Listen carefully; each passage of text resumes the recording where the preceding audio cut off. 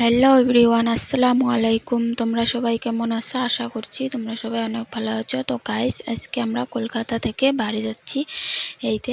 এখানে রুম থেকে বেরিয়ে পড়েছি। তারপর এখানে এন্ট্রি করতে হয়, এন্ট্রিও করে নিলাম।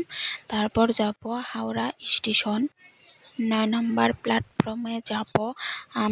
আমাদের কামরূপ এক্সপ্রেসও 9 নম্বরে আসবে। এই যে গাইস, হাওড়ার মেট্রো। তারপর এই যে হাওড়া স্টেশন এসে গেছি।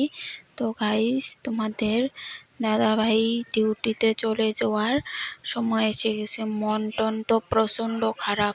তো মন খারাপ হলেও আমাদেরকে হাসতে হয়।